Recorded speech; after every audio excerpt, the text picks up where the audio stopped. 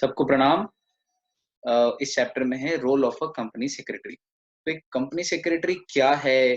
Company secretary का course क्या है? कंपनी सेक्रेटरी क्या काम करता है? सर, जैसे चार्टर्ड अकाउंटेंट प्रैक्टिस करते हैं, वैसे क्या कंपनी सेक्रेटरीज भी प्रैक्टिस करते हैं? और सर ये बताइए कि कंपनी सेक्रेटरी अगर कंपनी में जॉब करते हैं तो क्या प्रोफाइल संभालते हैं? क्या-क्या पोर्टफोलियो में कौन से काम उनको दिए जाते हैं? एक प्रैक्टिसिंग अगर कंपनी सेक्रेटरी है और अगर वो प्रैक्टिस में जाता है, तो कौन-कौन से काम करता है? और प्रैक्टिस में जाना किसको बोलते हैं और जॉब में जाना किसको बोलते हैं? और कंपनी सेक्रेटरी की बॉडी जो है आईसीएसआई वो क्या है? इंस्टीट्यूट का क्या महत्व है? और एक कंपनी सेक्रेटरी बनने के बाद हम कंपनी में कितने बड़े-बड़े काम सँभाल सकते हैं? ये तमाम बातें मतलब एक सीएस के बच्चे को ये ज़रूर जानना चाहिए कि वो जो कोर्स कर रहा है, वो कोर्स क्या है? उस कोर्स के अंदर क्या है? उस कोर्स अ, को करने के बाद जब वो बन के प्रोफ़ेशनल बन के बाहर निकलेगा, तो क्या-क्या एवेन्यूज़ उसके लिए खुले हुए हैं? कितने सारे काम हैं जो वो कर सकता है? इतने सारे कामों को करके वो कितना महत्वपूर्ण पद प्राप्त कर सकता है किसी कंपनी में और उस महत्वपूर्ण पद के साथ आता है महत्वपूर्ण दायित्व और महत्वपूर्ण पद और महत्वपूर्ण दायित्व जब आता है तो महत्वपूर्ण रिस्क आप हैंडल करोगे और ये सब करने का जो पैसा होगा वो भी बहुत ही महत्वपूर्ण होगा यानी कि बहुत ही बड़ा होगा, महनीय होगा, महती अर्निंग आप कर सकते हो यानी कि बहुत ज्यादा अर्निंग आप कर सकते हो। तो अगर कॉमर्स फील्ड में आने के बाद ज़्यादातर लोगों को लगता है कि chartered accountancy is the way to go. Chartered accountancy is the course to pursue. Chartered accountancy is more valuable than a company secretary. It has got more scopes than a company secretary. I am afraid आपकी सोच एक तरफा है, थोड़ी-सी biased है। अगर हम compare करेंगे तो कई जगहों पर आपको ये जानने को मिलेगा कि शायद अ, नंबर ऑफ बिजनेस ऑर्गेनाइजेशंस जो एक चार्टर्ड अकाउंटेंट हैंडल कर सकता है, sole proprietorship, company, partnership, limited liability partnership, individual. एक ठेले पे गोलगप्पे पानी पूरी बेचने वाला भी अगर पैसे ज्यादा कमा ले तो सीए के पास जाता है, सीएस के पास नहीं जाता है। एक्सेप्टेड। और इतने सारे लोगों का काम लेके पैसा ज्यादा कमा सकता है, एक्सेप्टेड। लेकिन at the same time company secretary जो सिर्फ इन सब की बजाय एक company form of business organisation से ही जुड़ता है, ज्यादातर मोस्टली उसके नाम में ही है कंपनी सेक्रेटरी यानी कि he relates to company form of organisation. लेकिन at the same time company का काम भी तो कितना बड़ा है और उस बड़े काम की बड़ी चीज में बड़े पद पे केएमपी में है, लीगली एक्सेप्टेबल पद है, लीगली एक्सेप्टेबल सिग्नेचर है। तो कंपनी सेक्रेटरी भले ही एक ऑर्गेनाइजेशन से जुड़ता है लेकिन उस एक ऑर्गेनाइजेशन में जुड़ के भी बड़े काम करता है, बड़ा पैसा कमाता है, बड़े पद पे बड़ी पोजीशन को एंजॉय करता है। कोई घबराने की बात नहीं है। प्रैक्टिसिंग सीए हो या प्रैक्टिसिंग सीएस हो, 95 साल की लड़खड़ाते हुए हाथों से उस लड़खड़ाती हुई उम्र में भी अगर साइन करता है, तो भारत सरकार के तमाम सरकारी डिपार्टमेंट्स को उस सिग्नेचर को वैल्यू करना पड़ता है, उसके महत्व को जानते हुए उसे उस डॉक्यूमेंट को एक्सेप्ट करना पड़ता है। इसलिए हम कहीं कम नहीं है कंपनी सेक्रेटरीज भी चार्टर्ड अकाउंटेंट से। मैं तो कहता हूँ कि दोनों सिस्टर प्रोफेशंस हैं। और आमतौर पे यही बात जब हम पढ़ते थे तब भी यही कही जाती थी हमारे सीनियर्स के द्वारा कि भाई ये दोनों तो सिस्टर प्रोफेशन है, they are complementary to each other. एक तरफ हम जहाँ कंपनी लॉ के, मैनेजमेंट के, कम्युनिकेशन के, लाइजन के एक्सपर्ट हैं, लीगल रिप्रेजेंटेशंस के, सेक्रेटरियल ऑडिट के एक्सपर्ट्स हैं, तो चार्टर्ड अकाउंटेंट्स ऑडिट के, फाइनेंशियल ऑडिट के, चार्टर्ड अकाउंटेंट्स टैक्सेशन के, अकाउंटेंसी के, फाइनेंशियल मैनेजमेंट के मोर ओवर एक्सपर्ट है। लेकिन वो जो पढ़ते हैं वो हमें भी आता है, हम जो पढ़ते हैं वो उनको भी आता है। हम एक ही तो जेनेटिक, एक ही तो स्पीशीज से, एक ही जेनेसिस से निकले हुए हैं दोनों प्रोफेशंस। इसलिए let's not fight, let's not allow others to instill anything in our minds to disturb any faith that we have about our profession. We are and we will be one of the most coveted professions of the country, company secretaries। ठीक है बच्चों, चलो भैया। तो elements of company secretaries legislation, ये 5 minute का जो हमारा छोटा सा भाषण हो गया या एक इंट्रोडक्टरी पैराग्राफ हो गया, मेरा खुद से बना के बोला हुआ बिना सोचे समझे। मुझे what I feel from my heart is what I speak. तो ये आपके सामने है, चलिए शुरू करते हैं। कंपनी सेक्रेटरी का कोर्स कौन चलाता है? तो उसके लिए बॉडी है एक, जो पार्लियामेंट्री एक्ट के तहत सेटअप है जिसका नाम है the institute of company secretaries of India. Act बना था 80 में पार्लियामेंट ने बनाया है। It is a government affiliated body एक तरीके से, यानी कि in fact it's a statutory corporation है ना, under the act of parliament. Ministry of corporate affairs के जुरिस्डिक्शन में आईसीएसआई का काम पूरा चलता है। And it provides top quality education to the students of company secretaries and best set of standards to CS members. तो अपने students का भी ध्यान रखता है आईसीएसआई, और मेंबर्स का भी ध्यान रखता है। स्टूडेंट्स को बेस्ट एजुकेशन प्रोवाइड करता है और मेंबर्स को बेस्ट स्टैंडर्ड सेट करके देता है फॉर गुड गवर्नेंस। दुनिया के गुड गवर्नेंस के लिए पहल करने वाले इंस्टीट्यूट्स में कंपनी सेक्रेटरी ऑफ इंडिया, यानी कि the institute of company secretaries of India, जो हमारा आईसीएसआई है, ये सबसे अग्रणी इंस्टीट्यूट है। और हम CS are also known as governance professionals. तो वर्ल्ड वाइड एथिकल और बेस्ट प्रैक्टिसेस ऑफ गवर्नेंस को, कॉर्पोरेट गवर्नेंस को पूरे वर्ल्ड के मानचित्र पे लाने का सबसे बड़ा जो महती भूमिका निभाई है ना, विद सेक्रेटरियल स्टैंडर्ड्स, है ना, with corporate governance award every year, तो वो काम किया है आईसीएसआई ने। क्योंकि अभी इस समय किताब में, आईसीएसआई की किताब भी कहता है कि मोर देन 50,000 कंपनी सेक्रेटरीज हैं। पर मुझे पता है अभी रिसेंटली मेरे एक बच्चे की मेंबरशिप आई है, मेरे एक स्टूडेंट की, और उसकी 59,000 कुछ है। तो आप मानिए रिसेंटली, मतलब इस बात को भी साल 1.5 साल से ज्यादा हो चुका होगा ऑलमोस्ट। और भी कई बच्चों की अभी बिल्कुल पेंडिंग है, आने वाली है ना, बस उनकी आर्टिकलशिप हुई है और अभी उन्होंने अप्लाई कर रखा है मेंबरशिप के लिए। तो अराउंड 60,000 मेंबर्स हो चुके हैं, अब 60 प्लस हो गया है आंकड़ा। और 4 लाख स्टूडेंट्स अभी आईसीएसआई के रोल पर हैं, जो आगे पीछे जिनमें से कुछ बनेंगे, कुछ नहीं भी बनेंगे, ड्रॉप आउट कर जाएंगे। लेकिन कंपनी सेक्रेटरीज, भाई मैं तो पहले 30,000 में आ रहा हूँ, पहले 25-30,000 के अंदर मेरा नंबर है, पुराने हो गए अब हम बहुत, है ना। लेकिन ये अब जो आंकड़ा है ये बढ़ते जा रहा है दिन पे दिन, है ना। पिछले 12-13 ही सालों में, मुझे इतने ही साल हुए और मेरे बाद अगले कुछ सालों में देखो कितना आगे बढ़ चुका है नंबर। चलो बच्चों, ICSI has its headquarters at New Delhi, 4 regional offices हैं, दिल्ली, चेन्नई, कोलकाता, मुंबई, है ना। और पूरे भारत में ऑन एन मतलब एवरेज भी नहीं, इनफैक्ट ज्यादा ही होंगे, 70 से ज्यादा चैप्टर ऑफिसेस हैं, ब्रांच ऑफिस, चैप्टर ऑफिस हैं। इंदौर चैप्टर भी एक चैप्टर है, पुणे चैप्टर है, सूरत चैप्टर है, जगह जगहों पर चैप्टर्स हैं। और 4 इसके रीजनल ऑफिसेस है, WIRC Mumbai, NIRC new Delhi, SIRC south Indian regional council या ऑफिस चेन्नई में है, और EIRC यानी ईस्टर्न इंडिया रीजनल काउंसिल, वो है कोलकाता में। तो north east west south, WIRC, NIRC, EIRC और SIRC। चलो ये याद रखिए।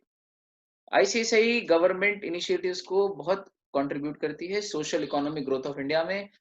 जब आईसीआईसीआई के 50 इयर्स कंप्लीट हुए थे, अब आप कहोगे सर 1980 में लॉ बना है तो 2020 में तो 40 साल ही हुए हैं या इसके आसपास, क्योंकि 1-2 साल पहले मोदी जी आए थे, तो ये तो कुछ 40 साल ही हुए, लेकिन इंस्टीट्यूट उसके भी पहले से है ना।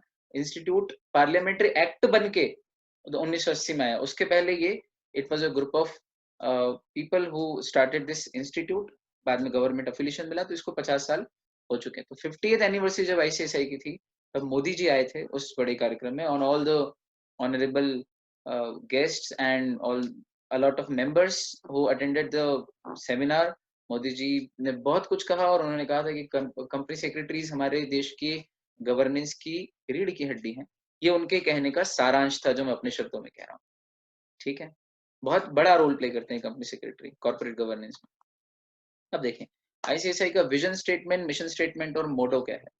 देखो भाई, विजन स्टेटमेंट और मिशन स्टेटमेंट आप मैनेजमेंट में पढ़ते ही हो कि क्या होता है ये। विजन इनका है, इनकी सोच ये है, इनका आगे लक्ष्य ये है कि गुड कॉर्पोरेट गवर्नेंस को वर्ल्ड वाइड प्रमोट करने में ICICI wants to be a global leader. ICICI चाहता है कि पूरे वर्ल्ड में गुड कॉर्पोरेट गवर्नेंस की कंपनियों को कितने अच्छे से चलाया जाए कि कंपनियां देश का भी भला करे, समाज का भी भला करे और खुद भी प्रॉफिट कमाए, और सब कुछ एथिकल हो और कहीं कोई वायलेशन ना हो लॉ का। तो उस गुड कॉर्पोरेट गवर्नेंस को प्रमोट करने में ग्लोबल लीडर बनना है। और इसके लिए मिशन क्या है कि वो हाई कैलिबर प्रोफेशनल्स को डेवलप करना है, जो उस विजन को, corporate governance, good corporate governance जो हम चाहते हैं, उस विजन को फैसिलिटेट कर सकें। तो आईसीआईसीआई का विजन कब पूरा होगा, जब आईसीआईसीआई ऐसे प्रोफेशनल तैयार करेगी जो गुड गुड कॉर्पोरेट गवर्नेंस को करवाएंगे, फैसिलिटेट करेंगे, है ना, उसमें की रोल निभाएंगे। ये मिशन है। और मोटो क्या है इसके लिए, मोटो है speak the truth and abide by the law. ये पुराणों से, शास्त्रों से लिया गया है। ये लिया गया है शायद उपनिषद से, I am if I am not wrong. और ये हिंदी में है, सत्यम वद और धर्मम चर। सत्यम वद यानी कि सत्य कहो, और धर्मम चर यानी धर्म का आचरण करो, धर्म को पालो। तो स्पीक द ट्रूथ, सत्यम वद, धर्मम चर यानी कि अबाइड बाय द लॉ। यहाँ धर्म का अर्थ है हिंदू, मुसलमान, सिख, ईसाई, जैन, बौद्ध, पारसी नहीं, वो धर्म नहीं। धर्म यानी कि न्याय, धर्म यानी कि नीति, धर्म यानी कि कानून, लॉ। तो speak the truth and abide by the law, सत्यम वद, धर्मम चर। वाह, आईसीएसआई की सोच बहुत ऊंची है। ये हमारे लोगों का इंस्टीट्यूट का लोगो है, the institute of company secretary of India. चलो बच्चों, ये स्वर्ण जयंती वर्ष, स्वर्ण का अर्थ होता है 50 यहाँ पर। तो स्वर्ण जयंती वर्ष का ये लोगो था जो आईसीएसआई ने रिलीज किया था 50वें वर्ष में। भारतीय कंपनी सचिव संस्थान, हिंदी में नाम याद रखिएगा अपने इंस्टीट्यूट का। भारतीय यानी इंडिया, संस्थान यानी इंस्टीट्यूट, कंपनी सचिव यानी कंपनी सेक्रेटरी। तो भारतीय कंपनी सचिव संस्थान, the institute of company secretaries of India. Core values क्या है हमारे आईसीएसआई ने, जिसको आइडेंटिफाई किया है कि भाई आईसीएसआई की कोर वैल्यूज क्या है, यानी कि आईसीएसआई की क्या बिलीफ है, क्या सोच है, क्या विचार है। तो देखें, core values are the expression of believes followed by an individual, group और कम्युनिटी इन देयर पर्सनल और प्रोफेशनल बिहेवियर, इंडिविजुअली और कलेक्टिवली। तो जो आईसीएसआई के बिलीफ है वो हर मेंबर के बिलीफ है ना।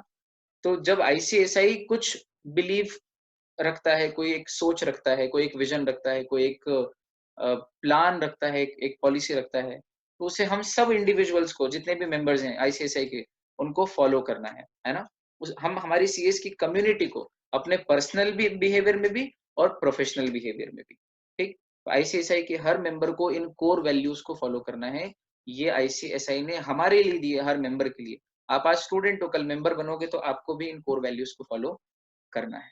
क्या है वो core values? Integrity, ethics, reliability, ownership और बीइंग स्टेक होल्डर सेंटर, ठीक। तो अब अगर संक्षेप में, ये कोई बहुत ज्यादा इस पे स्ट्रेस ना देते हुए, इजी चीजें, दिमाग में जोर मत डालना कि यार कुछ कठिन है। इंटीग्रिटी यानी कि, ध्यान दें, यानी कि मजबूती लाओ अपने कार्य में, अपने व्यवहार में। आईसीएसआई चाहता है उसका हर मेंबर इंटीग्रिटी के साथ काम करे। इंटीग्रिटी यानी कि पूरी मजबूती के साथ, पूरी ईमानदारी के साथ और पूरे दम के साथ, है ना, बिना किसी झोल के, बिना किसी गड़बड़ के। तो पहला इंटेग्रिटी। दूसरा है एथिक्स। एथिक्स यानी कि जो भी काम करें हम वो एथिकली करें। हम पहले इसके लिए लेक्चर ले चुके हैं बिजनेस एथिक्स में। एथिक्स की क्या परिभाषा है, एथिक्स के कितने एलिमेंट्स हैं, ये सब हम बात कर चुके हैं। तो एथिकल चले, है ना, किसी कंपनी के अंदर फ्रॉड हो रहा हो तो उसको रिपोर्ट करे। ये तमाम बातें आईसीएसआई के हर मेंबर को ध्यान रखनी। देखो, और देखो बच्चों आगे, एथिक्स के बाद है रिलायबिलिटी। तो आईसीएसआई का मेंबर जब ऑनेस्ट होगा, एथिकल होगा, इंटीग्रिटी वाला होगा, और जब वो कुछ कहेगा और वही करेगा जो कह रहा है और जो कर रहा है, मतलब he is walking his talk. तो when you walk your talk you automatically become reliable. तो आईसीएसआई के मेंबर्स, आईसीएसआई चाहता है कि आईसीएसआई और उसके सभी मेंबर्स इन कोर वैल्यूज को फॉलो करें, जिसमें से एक है रिलायबिलिटी। फिर है ओनरशिप। ओनरशिप का यहाँ अर्थ है कि जो करो उसको ओन करो, है ना। तो जो कहो उसको स्वीकार करो कि मैंने कहा, जो करो उसको स्वीकार करो कि मैंने किया। हर चीज की ओनरशिप लो, जिम्मेदारी लो, और पूरी जिम्मेदारी के साथ अपनी कंपनी का काम करो, या जिस किसी भी क्लाइंट का काम कर रहे हो उसको करो। और आखिरी है being stakeholder centric. Centric यानी फोकस्ड। तो स्टेक होल्डर सेंट्रिक यानी कि स्टेक होल्डर पे फोकस्ड रहो। कि जब आप कंपनी में जाते हो as a company secretary, ICSI ने हर मेंबर को बोल रखा है कि कोर वैल्यूज को फॉलो करना, जिसमें से एक है being stakeholder centric. Stakeholder centric का यहाँ तात्पर्य है कि भाई आईसीएसआई का हर मेंबर जहां जाएगा वहां जितने भी स्टेक होल्डर हैं उन पे फोकस करेगा और उनका ध्यान रखेगा। ऐसा नहीं कि सिर्फ गवर्नमेंट का ही भला सोचेगा, ऐसा नहीं कि जिस कंपनी में है उस कंपनी का ही भला सोचेगा, ऐसा भी नहीं कि सिर्फ उस कंपनी के कंज्यूमर का भला सोचेगा, ऐसा भी नहीं कि उस कंपनी के जो सप्लायर है, रॉ मटेरियल सप्लायर है, सप्लाई चेन में डिस्ट्रीब्यूटर है आगे, नहीं। जिस कंपनी में है उस कंपनी से जुड़े हुए जितने स्टेक होल्डर हैं सबका भला हो, विन विन हो, इस बात का ध्यान रखेगा। जो जो उसके जुरिस्डिक्शन में है उन सब में किसी के साथ गलत ना हो, उन सब का ध्यान रखेगा। जहां कुछ गलत होगा वहां पर विसल ब्लोअर बन जाएगा।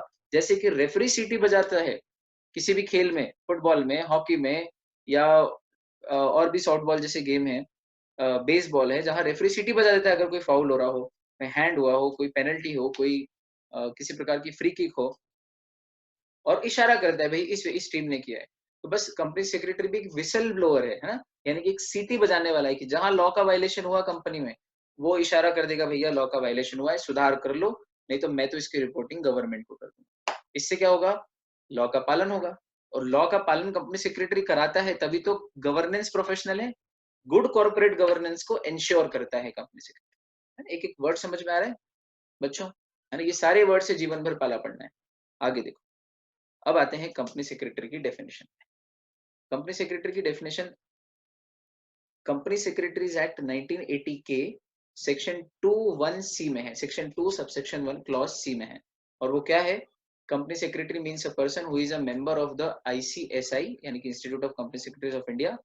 इसके अलावा कंपनी सेक्रेटरी के रोल अलग अलग लीगल इनैक्टमेंट यानी अलग अलग लॉ में भी डिफाइंड है, लेकिन आईसीएसआई की डेफिनेशन तो इतनी सी है कि यहाँ से यहाँ तक। देखो, ये यहाँ से यहाँ तक, यहाँ से यहाँ तक, बस जितनी मैंने हाईलाइट की उतनी ही डेफिनेशन है कंपनी सेक्रेटरी की। ये उसका इंट्रोडक्शन, सेक्शन का नाम। तो according to section 2(1)(c) of the company secretaries act, company secretary means a person who is a member of the institute of company secretaries of India. बस इतनी definition. और ये जो अगली लाइन है ये कहती है कि और अन्य अन्य एक्ट्स में भी सीएस के बारे में है, उनके रोल के बारे में बहुत सारी बातें हैं, जिसमें से एक यहाँ पर और मेंशन है नीचे।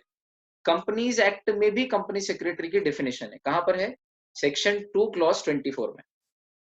सेक्शन 2 क्लॉज 24 में। ऊपर हमने पढ़ा था सेक्शन 2 सबसेक्शन 1 क्लॉज सी, और यहाँ पढ़ रहे हैं सेक्शन 2 क्लॉज 24, है ना? ये क्या है और कैसे पढ़ते हैं ये मैं आपको अपने पिछले लेक्चर में पहले कभी बता चुका हूँ कि पढ़ते कैसे सेक्शंस। चलो, तो कंपनी सेक्रेटरी की डेफिनेशन वहां दी है कंपनीज एक्ट में कि कंपनीज एक्ट के सेक्शन 2 क्लॉज 24 में कि कंपनी सेक्रेटरी या secretary means a company secretary as defined in section 2(1)(c) of the company secretaries act, who is appointed by a company to perform the functions of a company secretary under companies act। देखो, आलस करा है ना companies act में company secretary को define करने के लिए। कंपनीज एक्ट बोलता है कि किसी भी कंपनी में कंपनी सेक्रेटरी या सेक्रेटरी शब्द का अर्थ होगा वो कंपनी सेक्रेटरी जिसे institute of company secretaries of India वाला जो एक्ट है यानी कंपनी सेक्रेटरीज एक्ट 1980, उसके सेक्शन 2(1)(c) में जो डेफिनेशन अभी अपन पढ़ के आए हैं, उस डेफिनेशन में जो डिफाइंड है वो कंपनी सेक्रेटरी है। मतलब असल में कंपनीज एक्ट में तो डेफिनेशन कुछ दी नहीं है, उन्होंने भी यही कह दिया कि बोले जो सीएस एक्ट 1980 के सेक्शन 2(1)(c) में है वही डेफिनेशन हमारे यहाँ भी है, और उस डेफिनेशन को फॉलो करता हुआ कोई व्यक्ति जो हमारे यहाँ कंपनीज एक्ट के काम को संभालने के लिए किसी कंपनी में अपॉइंट होता है तो उसको कंपनी सेक्रेटरी बोलते हैं। तो perform the functions of a company secretary under companies act. ऐसा क्यों किया? ये क्या तो बहुत आसान है, लेकिन इसके पीछे का कारण क्या है? भाई, सीएस का मेन एक्ट तो सीएस एक्ट है, सीएस एक्ट 1980।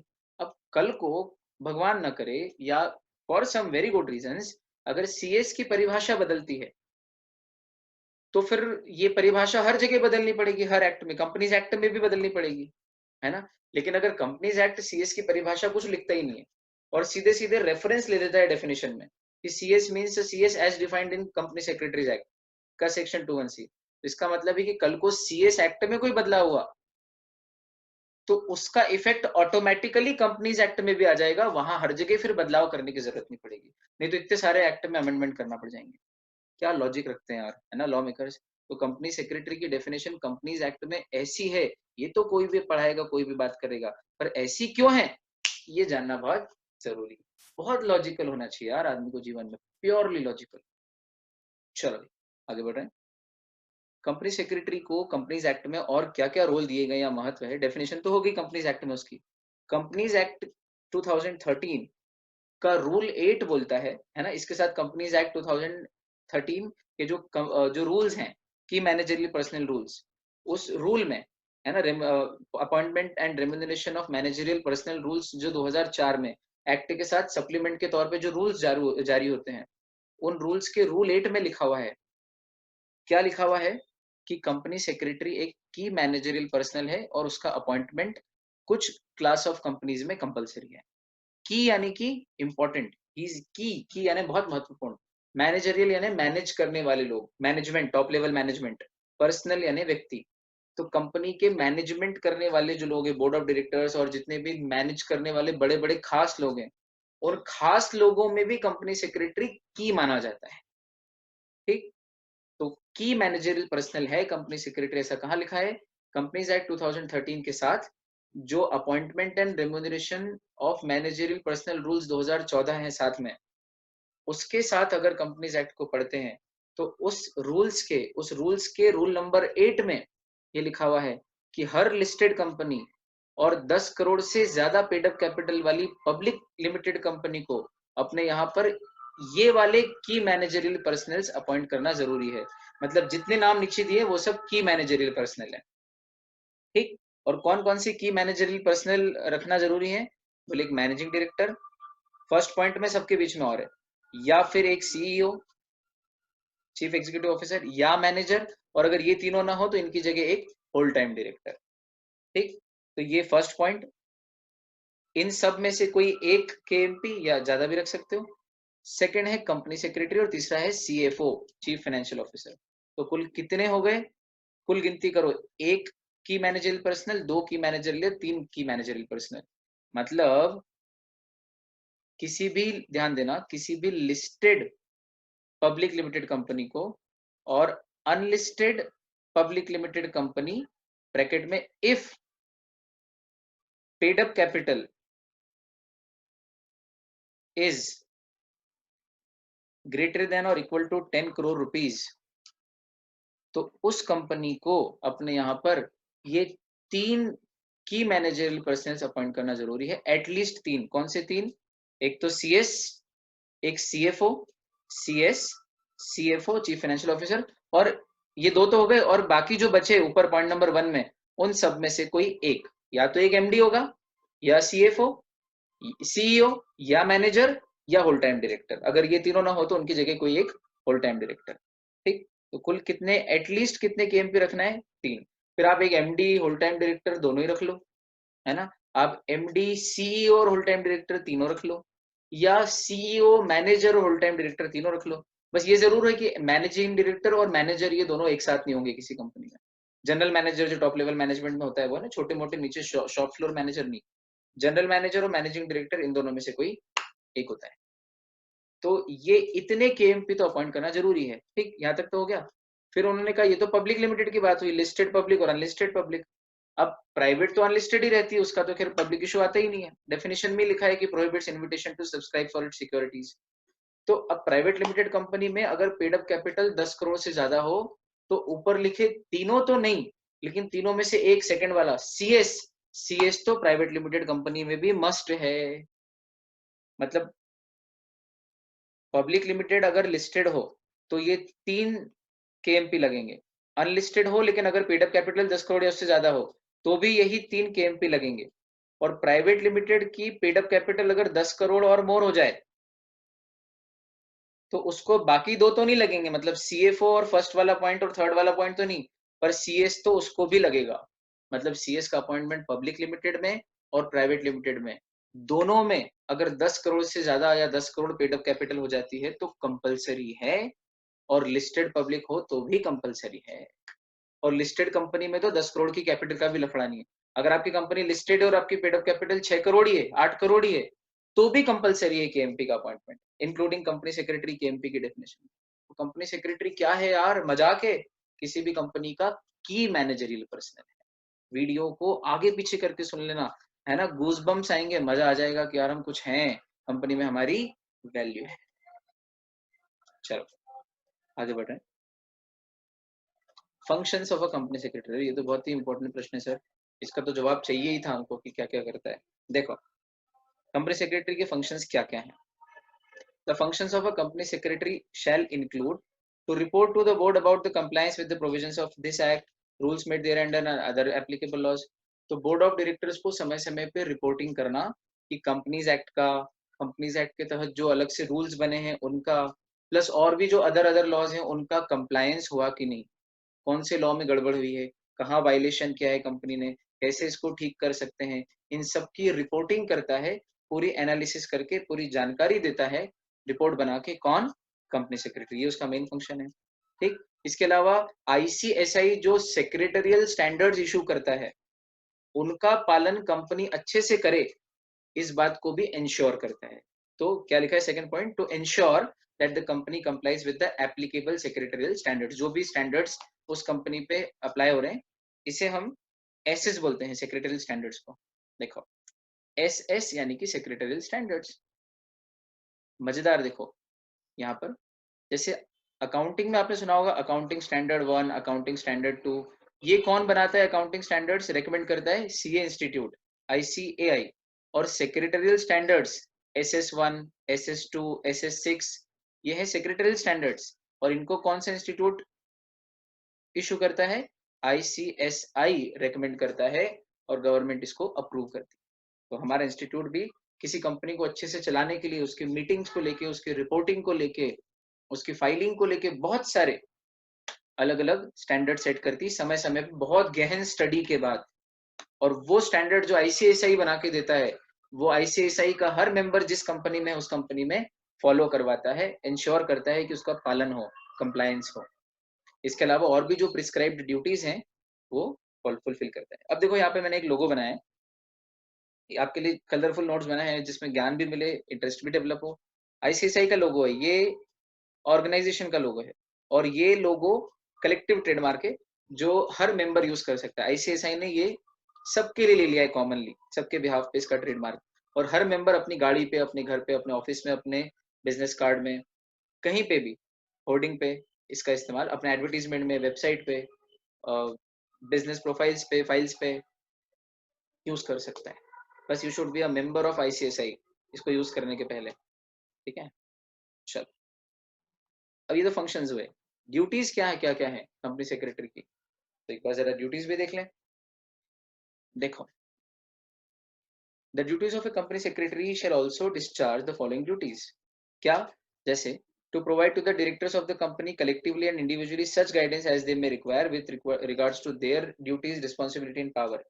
हर डायरेक्टर को इंडिविजुअली, और बोर्ड ऑफ डायरेक्टर्स के सभी डायरेक्टर को, कभी कलेक्टिवली बैठे हो तो कलेक्टिवली, सब बैठे हो तो सबको, और अगर कोई इंडिविजुअल पूछने आए तो हर डायरेक्टर को इंडिविजुअली भी समय समय पे गाइडेंस देता है सीएस, कि उसकी क्या रोल है, क्या रिस्पॉन्सिबिलिटीज है, क्या राइट्स हैं, क्या करने से उसके ऊपर पेनल्टी लग जाएगी, ये काम सीएस का है।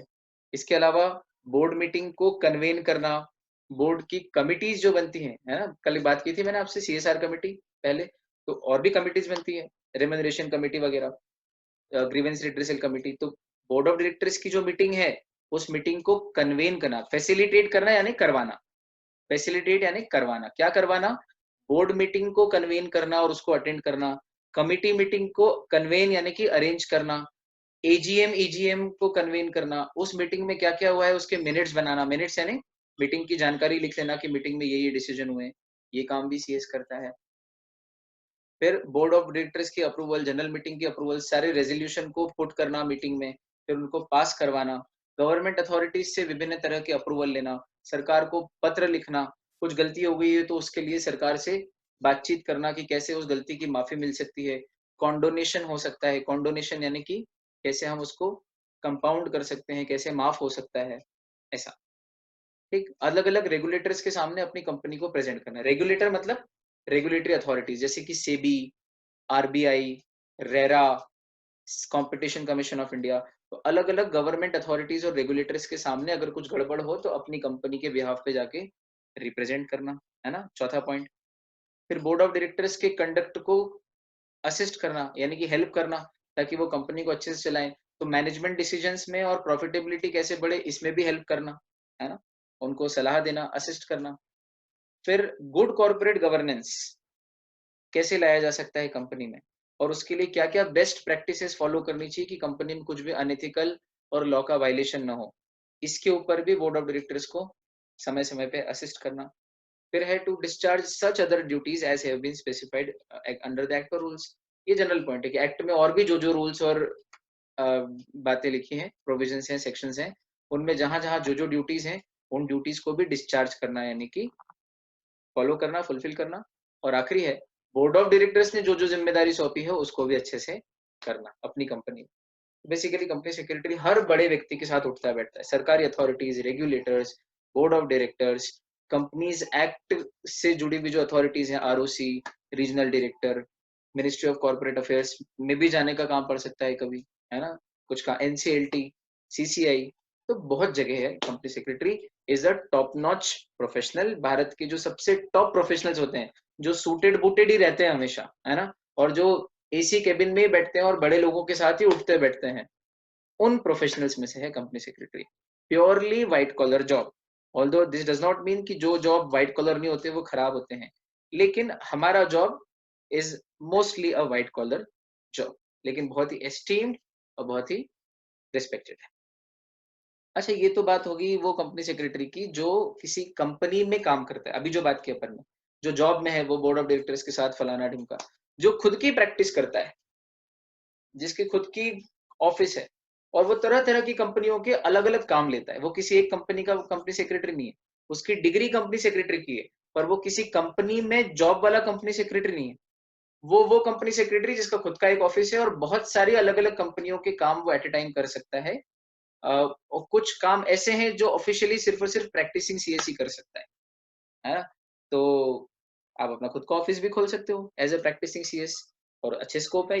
प्रैक्टिसिंग सीएस बनना यानी कि being a king of your own kingdom, अपनी रियासत के खुद मालिक, है ना? और जॉब में जाना तो थोड़े से रिस्ट्रेंट्स तो रहेंगे ही से, लेकिन चूंकि हाई लेवल जॉब है, प्रोफेशनल जॉब है, इसलिए किसी के नौकर नहीं हो आप एज सच। हाँ, कंपनी के जॉब में हो तो कहलाएगी तो हिंदी में नौकरी, नौकरी मतलब नौकर, लेकिन ये वैसी नौकरी नहीं है ना, ये बहुत हाई लेवल जॉब है, बल्कि आप मैनेजमेंट में हो, कंपनी के टॉप लेवल मैनेजमेंट में हो, तो इसे हम नौकरी कह के इसका अपमान नहीं कर सकते, है ना? ये बहुत हाई लेवल का जॉब है कंपनी सेक्रेटरी का, है ना? बहुत ही रिस्पेक्टेबल जॉब है। तो अब जब किसी व्यक्ति को टाइम का बाउंडेशन पसंद नहीं आ रहा है कि यार 9 बजे जाना है, 5 बजे छूटेंगे, नहीं यार, तो he can opt for practice. ठीक है यार, वो आप आराम से अपने तरीके से जाओ और अपने तरीके से घर आओ। आपको किसी दिन रात को भी काम करने की इच्छा हो तो कर सकते हो, है ना? आजकल तो ऑनलाइन फॉर्म सबमिशन से आप ऑफिस में बहुत देर तक भी बैठ सकते हो। किसी दिन जरूरी काम आ जाए तो बीच में वो निपटा लो, फिर वापस ऑफिस आ जाओ शाम को 6 बजे, और फिर जब तक रात को 8-9 बजे तक काम ना हो, काम चलने दो। तो आप बाउंड नहीं हो एज सच। और ये तो खैर कंपनी में भी कर सकता है व्यक्ति, जिसको काम करने की लगन हो ना, वो कहीं पे भी अच्छे से काम कर सकता है। तो अपने अपने प्रोज एंड कॉन्स है, प्रैक्टिस के भी बहुत फायदे हैं, जॉब के भी बहुत फायदे हैं। अब जिसके पास कुछ नहीं है, प्रैक्टिस के लिए एक छोटा सा ऑफिस चाहिए, कुछ 10-20-50 लोगों से आपका उठना बैठना हो, रैपॉर्ट हो, चार्टर्ड अकाउंटेंट से, सीनियर कंपनी सेक्रेटरीज जो हैं आपके आसपास, उनसे, तो आप सर्वाइव कर सकते हो। नहीं तो पहले दिन तो आप बैठ गए टेबल कुर्सी लगा के कमरे में, तो काम तो आने से रहा एज सच, है ना? तो आपको जान पहचान बनानी पड़ेगी, लोगों से काम मांगना पड़ेगा, अपने बारे में बताना पड़ेगा, है ना? एक छोटा सा बोर्ड भी लगाना पड़ेगा कि भाई ये कंपनी सेक्रेटरी का ऑफिस है, कोई देखेगा तो खुद से भी आ सकता है। फोन पे भी संपर्क करना पड़ता है लोगों से कि भाई मैंने ऑफिस खोला है, तो अगर मेरे लायक कोई काम हो तो बताइएगा। फिर आप अगर अच्छा काम करके देते हो तो काम बढ़ता जाता है और फिर लाखों की करोड़ों की प्रैक्टिस हो सकती है आपकी सालाना। क्या बड़ी बात है। तो functions of a company secretary in practice क्या काम है? Section 25 of the companies act बोलता है कि प्रैक्टिसिंग कंपनी सेक्रेटरी या company secretary in practice means a company secretary who is deemed to be in practice under section 2 clause 2, या under section 2 subsection 2 of the company secretaries act 1980। Again companies act के section 25 ने company secretary in practice की definition फिर वापस company secretaries act पे छोड़ दी, है ना? और क्या कहा कि कंपनी सेक्रेटरीज एक्ट 1980 के सेक्शन 2 सबसेक्शन 2 में जो कंपनी सेक्रेटरी इन प्रैक्टिस की डेफिनेशन है, डीम्ड वही की वही डेफिनेशन हमारे यहाँ भी है। ठीक, तो फिर वहां क्या डेफिनेशन है? तो वहां डेफिनेशन है कि कंपनी सेक्रेटरी इन प्रैक्टिस मतलब वो जो निम्नलिखित काम करता है। A member of the institute shall be deemed to be in practice, जब वो, अब डेफिनेशन को थोड़ा सा हमने वर्ड टू वर्ड की बजाय मीनिंग ओरिएंटेड बनाया है, तो आप इसको डेफिनेशन को वर्ड टू वर्ड यही डेफिनेशन है ऐसा मत मानना। इसमें हमने नोट्स बनाने के लिए और इजी अंडरस्टैंडिंग के लिए थोड़ा सा इसको एडिट किया। तो this is not exact words of the definition, but for understanding this is a nice thing. ठीक, ओनली फॉर स्टूडेंट्स। तो कंपनी सेक्रेटरी इन प्रैक्टिस उसे कहते हैं जब वो निम्नलिखित काम करता हो या निम्नलिखित में से कोई सा काम करता हो। जैसे जो अपने आप को कंपनी सेक्रेटरी की प्रैक्टिस में एंगेज करता है उसे कहते हैं, या जो कंपनी के incorporation, amalgamation, promotion, forming, reconstruction यानी कि मर्जर वगैरह, अमेलगमेशन, रीऑर्गेनाइजेशन, कैपिटल कम ज्यादा कर रहे हैं, है ना, पब्लिक को प्राइवेट में कन्वर्ट कर रहे हैं, प्राइवेट को पब्लिक में कन्वर्ट कर रहे हैं, वाइंडिंग अप वगैरह, इस तरह के काम करता हो। तो पहला, जो अपने आप को प्रैक्टिसिंग कंपनी सेक्रेटरी के प्रोफेशन में एंगेज करता हो, है ना, जो प्रैक्टिस में आया हो। दूसरा, या फिर कोई व्यक्ति कंपनी सेक्रेटरी बनने के बाद अगर कंपनी का promotion, forming, incorporation, amalgamation, reconstruction, reorganisation और वाइंडिंग अप से रिलेटेड सर्विसेज देता हो, मैं नहीं बना रहा हूँ कंपनी, जो बना रहे हैं उनको इन सब कामों में सर्विसेज प्रोवाइड कर रहा हूँ, है ना, तो ये भी कंपनी सेक्रेटरी इन प्रैक्टिस का काम है ना। उसके क्या क्या काम है कंपनी सेक्रेटरी इन प्रैक्टिस के, हेडिंग ये समझ में आएगी कि ये कंपनी सेक्रेटरी इन प्रैक्टिस की डेफिनेशन भी एक तरीके से, और इससे हमको ये भी पता लग रहा है कि कंपनी सेक्रेटरी इन प्रैक्टिस क्या क्या काम करता है। ठीक। इसके अलावा सी पॉइंट क्या है, सी पॉइंट बोलता है कि वो और भी सच अदर सर्विसेज भी परफॉर्म करता है, जैसे जैसे कि वो किसी कंपनी का ऑथराइज्ड रिप्रेजेंटेटिव बन के उस कंपनी के डॉक्यूमेंट्स फाइल करता है, रजिस्ट्रेशन कराता है, डॉक्यूमेंट्स प्रेजेंट करता है, अटेस्ट करता है, डॉक्यूमेंट्स वेरीफाई करता है, या कंपनी का शेयर ट्रांसफर एजेंट है, या इशू हाउस का काम करता है शेयर इशू के लिए, या शेयर या स्टॉक का ब्रोकर है, या सेक्रेटरियल ऑडिटर या कंसल्टेंट है। मतलब हर स्टॉक ब्रोकर सीएसओ जरूरी नहीं है, पर सीएस स्टॉक ब्रोकर का काम भी कर सकता है किसी कंपनी के लिए। ये ध्यान देना है ना, मार्केट में जितने स्टॉक ब्रोकर है वो सीएस नहीं है, पर एक सीएस इन प्रैक्टिस क्या क्या काम कर सकता है, तो एक काम वो स्टॉक ब्रोकर का भी कर सकता है, ये ध्यान रखना। सेक्रेटरियल ऑडिटर या सेक्रेटरियल ऑडिट का कंसल्टेंट बन सकता है, कंपनी के मैनेजमेंट का एडवाइजर बन सकता है कि जो लीगल या लीगल प्रोसीजर से रिलेटेड एडवाइस देता है कंपनी को। अलग अलग कंपनियों के बोर्ड ऑफ डायरेक्टर्स आते हैं, जरूरत पड़ने पे सलाह लेते हैं और चले जाते हैं। हर कंपनी में तो जरूरत पड़ती नहीं है सीएस की फुल टाइम की, जिनमें 10 करोड़ से ज्यादा हो वहां कंपलसरी है, जहां 10 करोड़ से कम हो वहां ऑप्शनल है।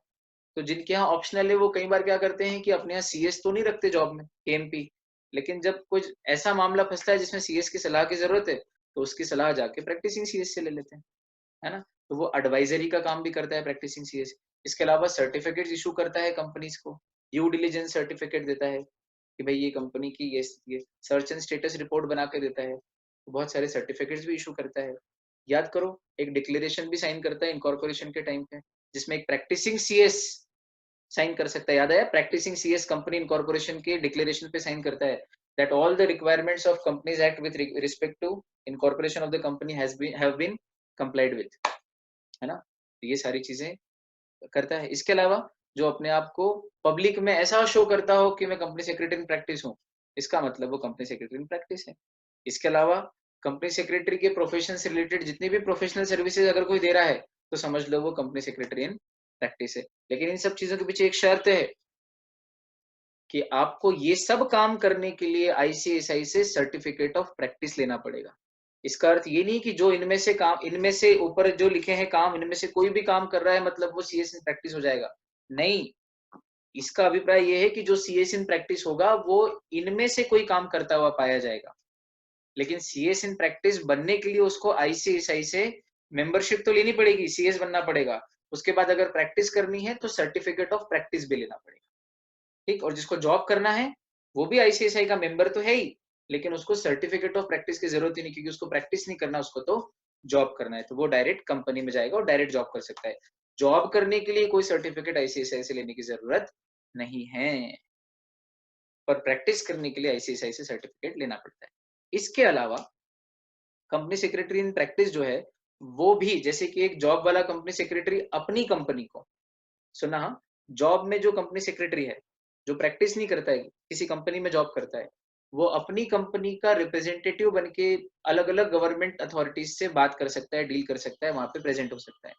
उसी तरह प्रैक्टिसिंग कंपनी सेक्रेटरी भी, जो कंपनी उसके पास एज ए क्लाइंट आई है, क्योंकि उसके पास तो अलग अलग कंपनी आती है, तो जो कंपनी एज ए क्लाइंट उसके पास आई है, उस कंपनी की तरफ से उस कंपनी को रिप्रेजेंट कर सकता है, कहाँ, अलग अलग रेगुलेटरी बॉडीज के सामने, जैसे जैसे आरबीआई के सामने, सेबी के सामने, नाम सुना है आपने, national company law tribunal companies का कोर्ट है जहाँ पे सारे कंपनी लॉ के केस जाते हैं, IRDA insurance regulatory development authority of India,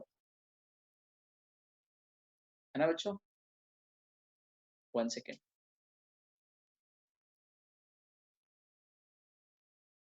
तो IRDA के सामने, फिर कंपटीशन कमीशन ऑफ इंडिया के सामने, CCI कंपटीशन से रिलेटेड मैटर से मोनोपोली को रोकते हैं। RERA real estate regulatory authorities of India, अगर आप किसी रियल एस्टेट कंपनी, आपकी कोई क्लाइंट है और आप प्रैक्टिसिंग CS हो, और अगर आपके पास वो रियल एस्टेट का कोई केस लेके आया है, तो आप रेरा में भी अपने क्लाइंट का केस पेश कर सकते हो। स्टॉक एक्सचेंज में पेश कर सकते हो अपने क्लाइंट की तरफ से कोई भी डॉक्यूमेंट या कोई बात रख सकते हो। ठीक, तो ये सारी अथॉरिटीज के सामने कंपनी सेक्रेटरी इन प्रैक्टिस भी ऑथोराइज्ड है, उसको अधिकार है कि वो गवर्नमेंट और उसके विभिन्न रेगुलेटरी बॉडीज के सामने अपनी कंपनी को रिप्रेजेंट कर सकता है ना? लेकिन वो किसी खास एक कंपनी का नहीं है प्रैक्टिसिंग CS, उसके पास जो कंपनी काम लेके आती है उस समय वो उस कंपनी का रिप्रेजेंटेटिव बन के काम कर सकता है, और एक समय में कई सारी कंपनियों का काम हैंडल कर सकता है, वो किसी पर्टिकुलर कंपनी से बंधा हुआ नहीं होता। जबकि जॉब वाला कंपनी सेक्रेटरी अपनी ही कंपनी जिसमें वो जॉब करता है पूरी तरह से फुल टाइम उसी में काम, ठीक है। जॉब वाले को सैलरी मिलती है और प्रैक्टिसिंग CS फीस लेता है। ये उनके रेम्युनरेशन के नाम में भी अंतर है। Remuneration is in the form of fees for practising CS, और remuneration is in the form of salary for job वाला CS। प्रैक्टिसिंग CS को प्यार से, ये सुन लो, प्रैक्टिसिंग CS को प्यार से बोलते हैं PCS। ठीक, देखो, एक होता है ACS, एक होता है FCS, एक होता है PCS। ACS यानी कि एसोसिएट कंपनी सेक्रेटरी, यानी कंपनी सेक्रेटरी जब आप बनोगे तो सबसे पहले ACS बनोगे। You are now associated with the ICSI as a CS, now you are a CS। ACS यानी भी मेंबर है। ठीक, फिर जब आपको CS बने को 5 साल हो जाएंगे, तो आप ICSI को बोल सकते हो कि अब हम, मैं सीनियर से कंपनी सेक्रेटरी हो गई, 5 साल मतलब अब सीनियर हो गया हूँ, तो अब मैं कंपनी सेक्रेटरीज के जो बड़े बड़े पुराने मेंबर्स हैं सीनियर, उनके बराबर पे आना चाहता हूँ, मैं फेलो बनना चाहता हूँ। तो थोड़ी एडिशनल फीस अगर आप मेंबरशिप की पे करोगे, तो आप अपने आप को आफ्टर 5 ईयर्स, 5 साल ACS रहने के बाद आप अपने आप को FCS कहला सकते हो। FCS यानी फेलो कंपनी सेक्रेटरी। ठीक, और मजे की बात यह है कि ये कंपनी सेक्रेटरी के दो ही प्रकार होते हैं, ACS और FCS इंस्टीट्यूट में, है ना? सीनियर हो गए, और अगर आप FCS बनना चाहते हो तो FCS, और अगर, जैसे मुझे बहुत साल हो गए, है ना, बहुत साल हो गए, 9-10 से भी ऑलमोस्ट ज्यादा, लेकिन मैं अभी भी ACS हूँ, तो मेरे पास ऑप्शन है कि मैं FCS भी बन जाऊं अगर ज्यादा फीस दूं तो, लेकिन आई एम सेटिस्फाइड, मुझे ACS में ही चलेगा। बहुत ज्यादा बड़े बनने की चाहत नहीं कि मैं उतने सीनियर कंपनी सेक्रेटरीज के बराबर पे आना चाहता हूँ। अपन तो छोटे बन के रहना ही पसंद करते हैं यार, छोटे बनने का भी अपना एक मजा है ना? कोई बात नहीं, थोड़ी सी फीस ज्यादा लगती है सर, पैसे बचा रहे हो आप जैसा आप सोच लो, ऐसा कुछ भी नहीं है ना? तो ACS और FCS, अब मैं ACS हूँ, और अगर मैं प्रैक्टिसिंग CS हूँ तो मैं ACS के साथ साथ PCS हूँ। ठीक, और अगर मैं ACS हूँ और अगर मैं जॉब करता हूँ तो ACS के साथ साथ मैं जॉब वाला CS हूँ। ठीक, कोई FCS है ना, फेलो कंपनी सेक्रेटरी, और अगर वो जॉब में है तो वो FCS है और जॉब में है, और अगर वो FCS अगर सर्टिफिकेट ऑफ प्रैक्टिस ले चुके हैं ICSI से, प्रैक्टिस करते हैं, तो वो FCS तो है ही, साथ में PCS है। तो अगर कहीं लिखे हुए शब्द मिल जाए आपको ACS, FCS, PCS, तो मेरा बच्चा परेशान नहीं होना चाहिए यार कि इनका मतलब क्या है ना? इसलिए अब कंपनी सेक्रेटरी एक मल्टी डिसिप्लिनरी प्रोफेशनल है, और अलग अलग तरह की सर्विसेज वो किसी कंपनी में देता है। इस विषय पे हम लोग अपने अगले वीडियो में बात करेंगे। आप लोगों ने बहुत ही प्रेम से सुना, अनुग्रहित हूँ, उम्मीद करता हूँ कि आपको मजा आया होगा। चलिए अगले वीडियो में आपसे मुलाकात करूंगा, तब तक के लिए bye bye, take care, and all of you guys keep smiling, enjoy yourselves. सबको प्रणाम। बच्चों, हमारे पिछले वीडियो में हमने role of a company secretary के टॉपिक को, या कंपनी सेक्रेटरी का प्रोफेशन क्या है, इस टॉपिक को समझने की कोशिश की थी, शुरुआत की थी। ICSI क्या है, as a professional body ICSI क्या करती है, मेंबर्स को कैसे डेवलप करती है, वर्ल्ड वाइड कॉर्पोरेट गवर्नेंस में ग्लोबल लीडर कैसे बनना, उसका एक विजन है, मिशन क्या है, मोटो क्या है, कंपनी सेक्रेटरी की डेफिनेशन क्या है, कंपनी सेक्रेटरी प्रोफेशन का क्या महत्व है, क्या मॉनेटरी एस्पेक्ट्स हैं, जॉब में क्या ड्यूटीज और क्या फंक्शंस हैं, प्रैक्टिस करने वाले CS की क्या ड्यूटीज और क्या फंक्शंस हैं, और एक कंपनी सेक्रेटरी कितने आयामों को छू सकता है इस प्रोफेशन को परस्यू करके, इन तमाम बातों पर हमने हमारे पिछले वीडियो में बात की थी। दोस्तों, आज हम बात करते हैं कि कंपनी सेक्रेटरी एक मल्टी डिसिप्लिनरी प्रोफेशनल है। मल्टी डिसिप्लिनरी प्रोफेशनल यानी कि अलग अलग डिसिप्लिन, अलग अलग फील्ड मल्टी यानी कई सारी अलग अलग फील्ड में कंपनी सेक्रेटरी अपनी सर्विसेज रेंडर कर सकता है, सर्विसेज प्रोवाइड कर सकता है। कंपनी सेक्रेटरी बहुत टैलेंटेड, बहुत इंटेलिजेंट, हाई कैलिबर प्रोफेशनल्स हैं जो एक पर्टिकुलर लाइन ऑफ सर्विसेज तक सीमित नहीं रहते, जिनको काफी सारी फील्ड्स का नॉलेज है, फ्रॉम सेक्रेटरियल टू मैनेजरियल। एक कंपनी को चलाने से लेके प्रॉफिट कैसे कमाते हैं और कंपनी को ठीक से कैसे चलाते हैं, लॉ का पालन कैसे करते हैं, और कई ऐसे तमाम एस्पेक्ट्स हैं जिन पे कंपनी सेक्रेटरी अपने इनपुट्स दे सकता है, अपनी सर्विसेज दे सकता है। पढ़ के आपका सीना गर्व से फूल जाए तो मुझे बताना कि सर अच्छा हुआ आपने ये हमको पढ़ा दिया, अच्छा हुआ ये आपने हमको बता दिया। आज सुन के फक्र हो रहा है अपने आप पर, हमको गर्व हो रहा है कि हम कैसे प्रोफेशन को चुना है। क्या बढ़िया प्रोफेशन है कि जिसमें हम इतने नर्चर होंगे, इतने नरिश होंगे, इतने प्रिपेयर होंगे कि कल को जब हम मार्केट में बाहर निकलेंगे अपनी सर्विसेज देने के लिए, तो हम अपनी अलग ही पहचान रखेंगे। है ना बच्चों? चलो आओ पढ़ते हैं, शुरू करते हैं। चलो, corporate governance and secretarial services, पहली हेडिंग। तो मुद्दा ये है कि company secretary being a multi professional render services in the following areas. अलग अलग फॉलोइंग एरियाज में अपनी सर्विसेज देता है, जिसमें से पहली क्या है? Corporate governance and secretarial services. अब उस बड़ी हेडिंग के अंदर देखो, पहला है कॉर्पोरेट गवर्नेंस सर्विस। तो कॉर्पोरेट गवर्नेंस सर्विस यानी कंपनी सेक्रेटरी कंपनियों का गवर्नेंस अच्छे से हो, उससे रिलेटेड सर्विसेज देता है, एडवाइस करता है कैसे आप कॉर्पोरेट लॉ, सिक्योरिटी लॉ और भी जो दूसरे दूसरे बिजनेस लॉज हैं, रेगुलेशंस हैं, गवर्नमेंट गाइडलाइंस हैं, उनको कैसे बढ़िया से फॉलो कर सकते हो, वायलेशन मत करो, है ना? जहां वायलेशन हो रही वहां पर टोक देगा, ताकि आपकी कंपनी एकदम एथिकल, लॉ कंप्लायंट और स्टेक होल्डर बेनिफिट में काम करने वाली कंपनी बने। कॉर्पोरेट गवर्नेंस की सर्विसेज अच्छी अच्छी एडवाइस देके कंपनी सेक्रेटरी देता है कंपनीज को, है ना? चलो आगे, अगला पॉइंट है corporate secretarial services. Corporate secretarial services मतलब कंपनीज को, एक सेक्रेटरी को जो जो सर्विसेज देना जरूरी है कंपनी सेक्रेटरी को कंपनी लॉ में, वो सारी सर्विसेज देता है। जैसे कंपनी का प्रमोशन, फॉर्मेशन, इनकॉर्पोरेशन, उससे जुड़े हुए सारे मैटर्स, अलग अलग फॉर्म जो फाइल करने पड़ते हैं आरओसी के पास, रिटर्न्स, एनुअल रिटर्न्स, एप्लीकेशंस, वो कंपनी की books of account, statutory books, secretarial registers and records, वो सारे मेंटेन। जब भी रजिस्टर ऑफ मेंबर यानी कि register of share holder, register of debenture holder, है ना, डिपॉजिटरी के डॉक्यूमेंट्स, आरओसी के डॉक्यूमेंट्स, कंपनी का certificate of incorporation, MOA, AOA, अगर कॉमन सील है कंपनी में तो कॉमन सील, ये सारी चीजों का मेंटेनेंस कौन करता है? किसी भी कंपनी में जो जॉब करता है वो सीएस। इसके अलावा कंपनी की बोर्ड मीटिंग और एनुअल जनरल मीटिंग या जनरल मीटिंग्स के मिनट्स भी तैयार करके रखता है ना? चेयरमैन से टाइमली साइन करा लेता है, और मिनट बुक भी पूरी तरह से मेंटेन करता है और संभाल के रखता है। शेयर ट्रांसफर और ट्रांसमिशन का काम संभालता है।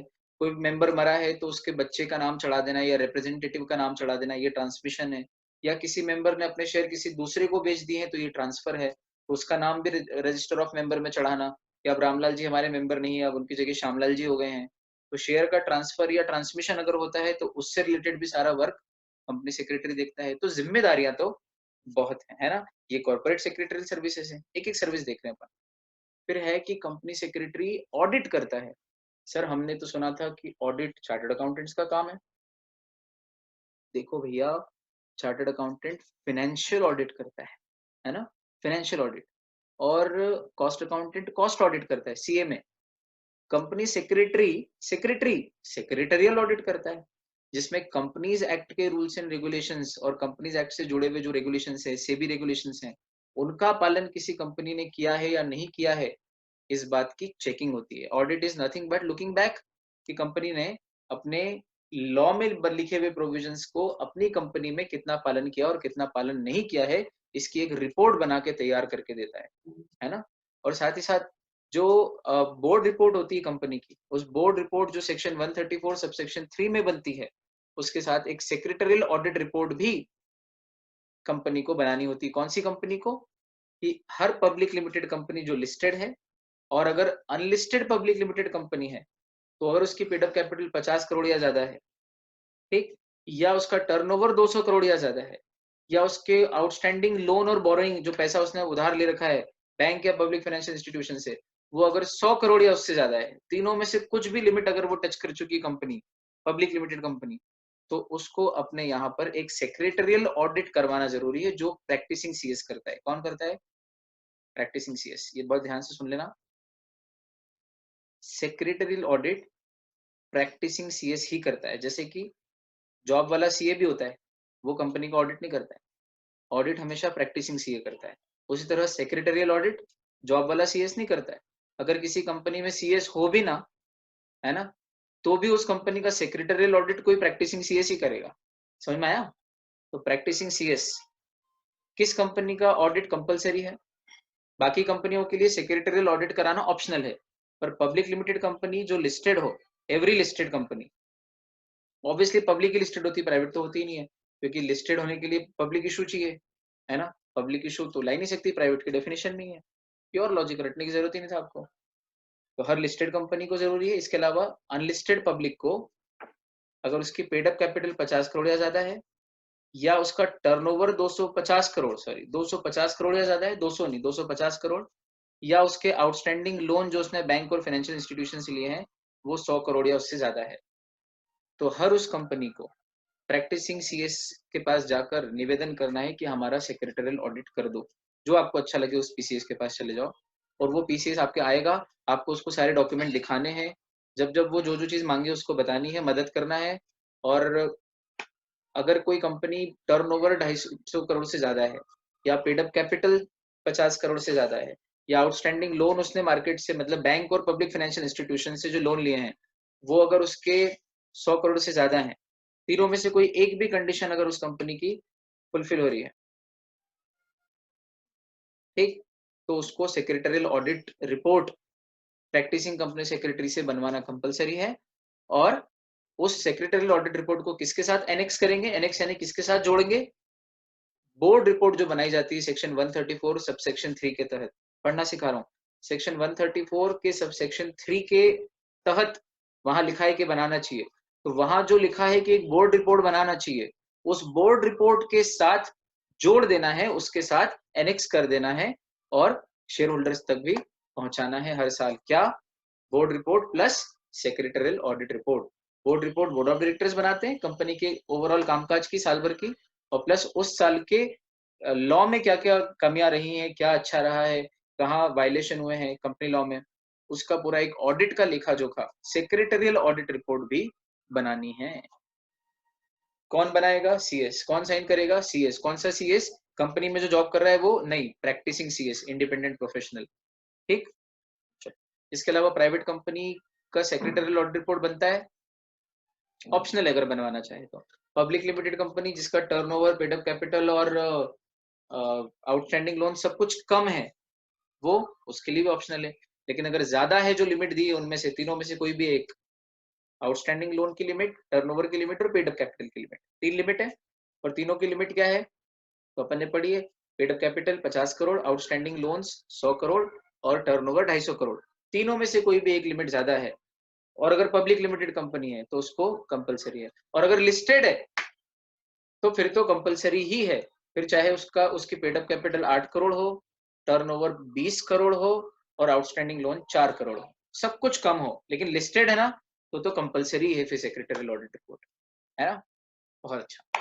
चलो, और अगर कोई कंपनी नहीं बनाती, ये सारी एलिजिबिलिटी में आ रही है, कंपल्शन में आ रही है, तो 2 लाख रुपए तक का फाइन लग सकता है। यानी सेक्रेटरियल ऑडिट रिपोर्ट कंपलसरी है बड़ी कंपनीज को।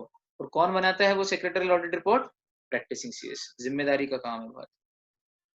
और क्या?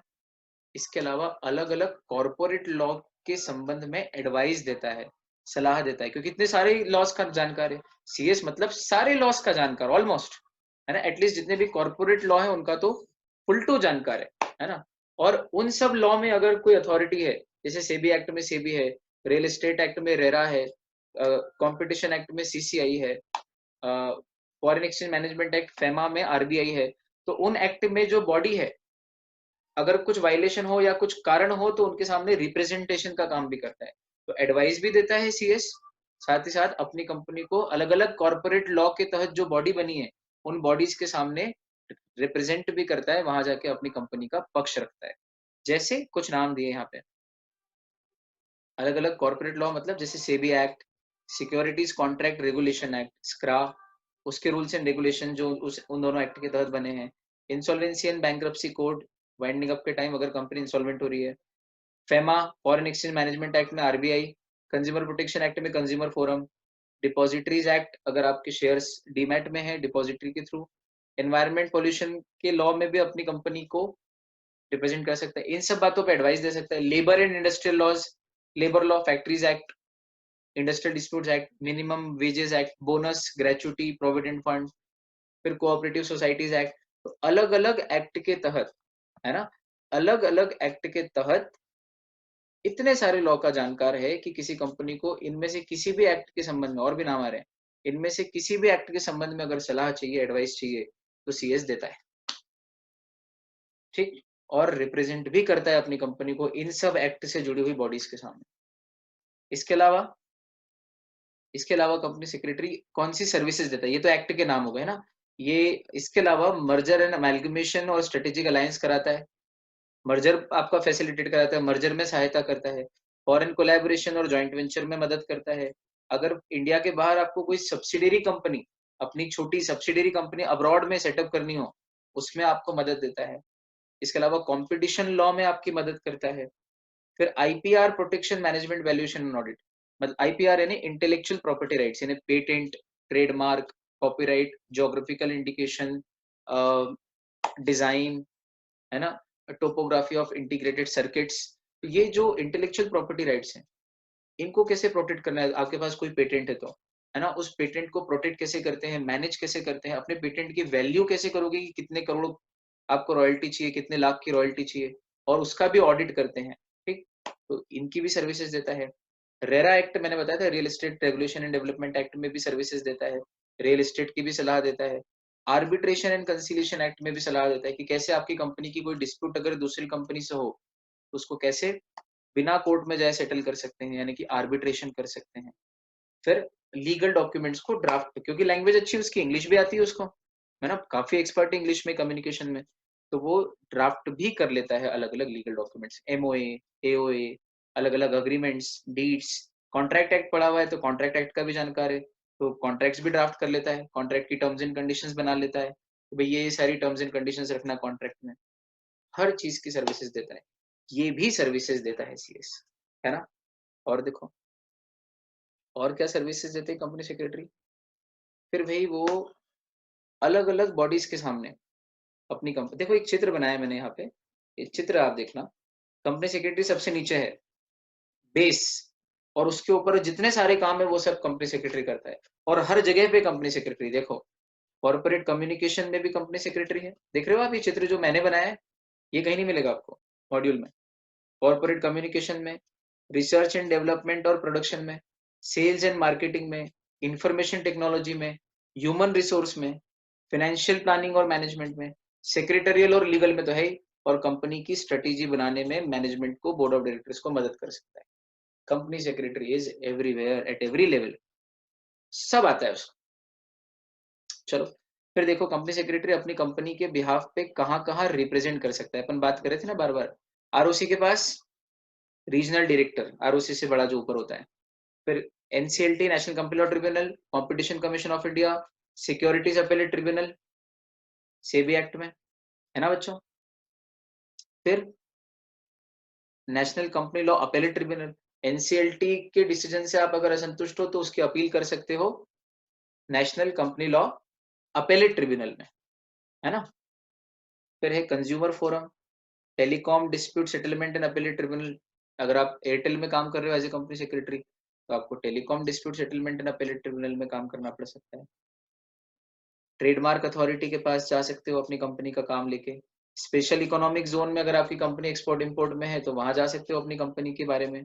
टैक्स अथॉरिटीज के पास, इसके अलावा और भी जो जुडिशियल, क्वासी जुडिशियल बॉडीज या ट्रिब्यूनल यानी अलग अलग कोर्ट है ना, एनवायरमेंट प्रोटेक्शन के लिए नेशनल ग्रीन ट्रिब्यूनल है, इनकम टैक्स अपीलेट ट्रिब्यूनल है, बहुत सारे अलग अलग ट्रिब्यूनल्स हैं।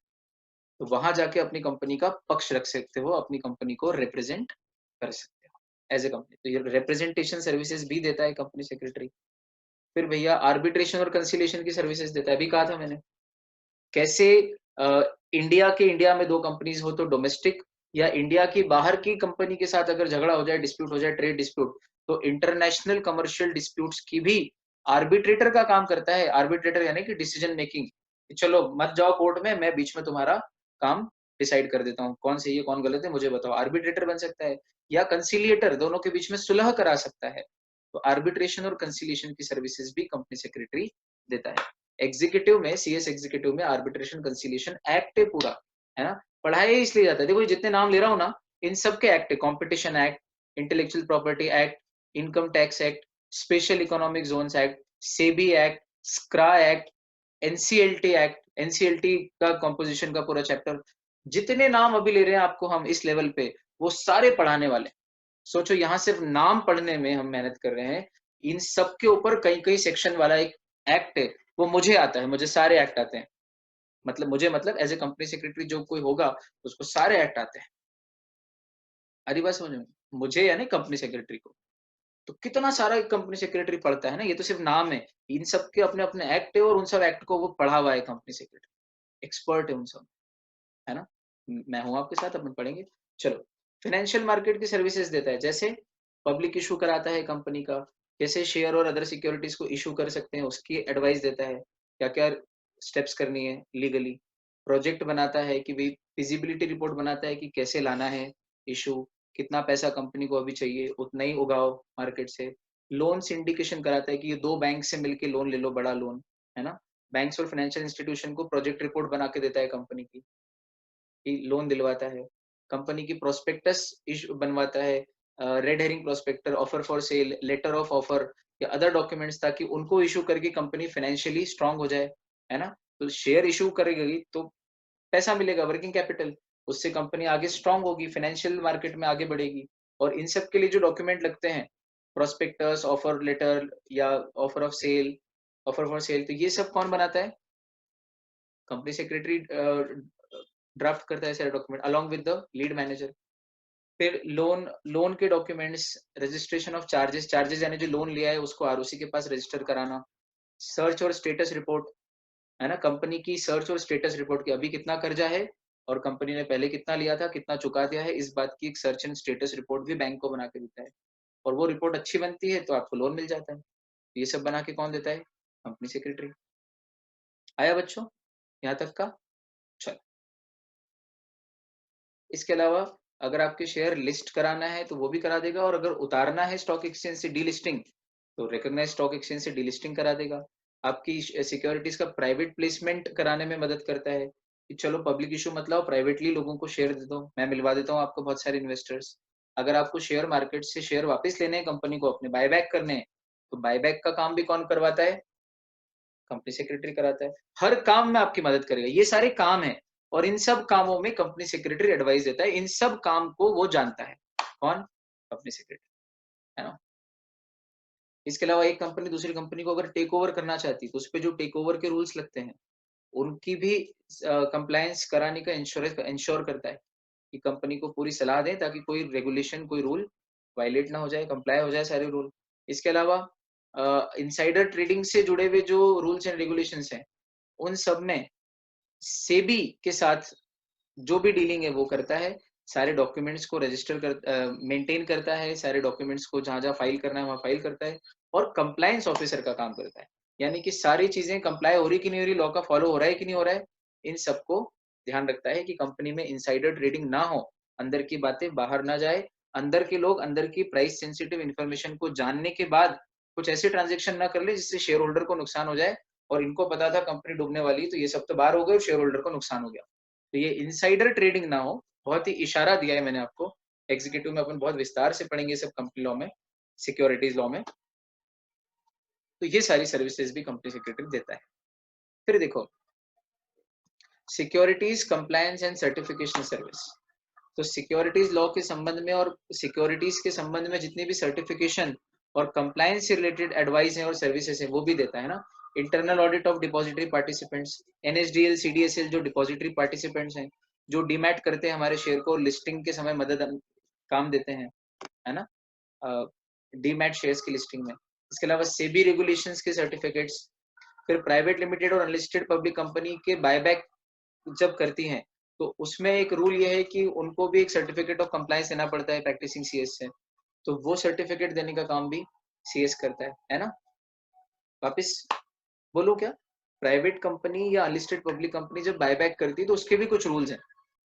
पब्लिक लिस्टेड हो तो रूल हैं ही उसके तो बहुत सारे, है ना? सेबी के रेगुलेशंस हैं, लेकिन प्राइवेट और अनलिस्टेड के लिए भी बहुत रूल्स हैं। और उन रूल्स में एक रूल ये भी है कि आपको सीएस का सर्टिफिकेट लेना पड़ेगा। इस सब कुछ कंप्लायंस हुआ है सारे रूल्स एंड रेगुलेशंस का। तो वो सर्टिफिकेट भी कौन जारी करता है? सीएस जारी करता है। वो सर्विसेज भी देता है। और देखो बच्चों, इसके अलावा फाइनेंशियल सर्विसेज मतलब जिसमें कंपनी पैसा उगाए मार्केट से, पैसा ले। इसके अलावा और फाइनेंस और अकाउंटिंग बेस्ड सर्विसेज कौन सी देता है सीएस? इंटरनल ऑडिट में मदद करता है। ऑडिट कमिटी जो होती है कंपनी की, है ना, उसका सेक्रेटरी होता है। वर्किंग कैपिटल और लिक्विडिटी मैनेजमेंट में सलाह देता है। ये सारे काम है ना? और ये सारे कामों में कंपनी सेक्रेटरी सलाह देता है। बजटरी कंट्रोल, लोन सिंडिकेशन, है ना, इन्वेस्टमेंट प्रपोजल्स कहाँ करना है कहाँ नहीं करना है, इसका एनालिसिस करके देता है। कैपिटल स्ट्रक्चर क्या होगा हमारा, कैसा कैपिटल स्ट्रक्चर होना चाहिए हमारा अप्रोप्रिएट, यानी एफएम का भी एक्सपर्ट है सीएस। फाइनेंशियल स्टेटमेंट्स और अकाउंटिंग जो बुक्स ऑफ अकाउंट्स है उनका मैनेजमेंट, कंपाइलेशन ठीक से बन रही कि नहीं बन रही है, ये सारी चीजें भी कंपनी से, ये जनरल टर्म्स हैं। और ये सारे काम सीएस मॉनिटर करता है। अब इतने सारे काम तो करेगा नहीं, लेकिन ये सारे काम उसको आते हैं। जब बड़े पद पे रहता है कंपनी के मैनेजमेंट में, तो नीचे ये सारे काम को वो ऊपर से ओवरसी कर सकता है, सुपरवाइज कर सकता है ना? और जहां जरूरत पड़े वहां अपना इनपुट और एडवाइस दे सकता है। या प्रैक्टिस में है तो कोई भी कंपनी का मालिक डायरेक्टर आके जानकारी चाहे तो इसके ऊपर एडवाइस ले सकता है इन सब बातों पे, है ना? अब देखो और क्या काम है यार सीएस के। इसके अलावा टैक्सेशन में भी देता है वो। जीएसटी, कस्टम, इनकम टैक्स की कैसे प्लानिंग करते हैं, टैक्स मैनेजमेंट कैसे करते हैं, उसकी सलाह देता है ना? टैक्स के रिटर्न्स, रिपोर्ट, फॉर्म वगैरह भरने हो तो उसमें भी मदद करता है। अगर आपकी कंपनी कहीं फंस गई है टैक्स के केस में, तो टैक्स की जो ट्रिब्यूनल है, टैक्स के जो कोर्ट है, वहां पे कंपनी को रिप्रेजेंट भी कर देता है कंपनी सेक्रेटरी, जहां उसकी जरूरत हो। इसके अलावा इंटरनेशनल ट्रेड और वर्ल्ड ट्रेड ऑर्गेनाइजेशन की सर्विसेज में भी मदद करता है ना? Intellectual property right world wide चीज है। अब मैं अपनी कंपनी का नाम अगर सैमसंग रख लूं, तो वो कोरिया की कंपनी, साउथ कोरिया की कंपनी केस कर देगी, है ना? तो इंटेलेक्चुअल प्रॉपर्टी राइट तो इंटरनेशनल इशू है। डब्ल्यूटीओ भी शामिल है इसमें, वर्ल्ड ट्रेड ऑर्गेनाइजेशन। और उनका जो ट्रिप्स एग्रीमेंट है, ट्रिप्स यानी trade related aspects of intellectual property rights, trade related aspects of intellectual property rights, तो उसका शॉर्ट फॉर्म उन्होंने एक्रोनिम बनाया ट्रिप्स एग्रीमेंट। तो डब्ल्यूटीओ का जो ट्रिप्स एग्रीमेंट है और जो आईपीआर से रिलेटेड मैटर है, उस पर सलाह देता है अपनी कंपनी को। इसके अलावा फॉरेन ट्रेड पॉलिसी क्या रखना है, इंपोर्ट एक्सपोर्ट की पॉलिसी। इसके अलावा इंटेलेक्चुअल प्रॉपर्टी के लाइसेंस, अगर अपने को किसी और कंपनी की फ्रेंचाइजी लेनी है, मैकडोनल्ड्स की इंडिया में, एबीसी लिमिटेड इंडिया की कंपनी है जो मैकडी की फ्रेंचाइजी लेना चाहती है, तो उनका नाम यूज करना है ट्रेडमार्क यानी कि इंटेलेक्चुअल प्रॉपर्टी, तो उसका लाइसेंस लेना पड़ेगा, परमिशन। तो लाइसेंस के लिए क्या अग्रीमेंट बनेगा, वो अग्रीमेंट कैसे ड्राफ्ट करते हैं ये भी कंपनी सेक्रेटरी बताएगा। ट्रेडमार्क का एजेंट के तौर पे काम कर सकता है ना? ये काम भी है। वाह यार।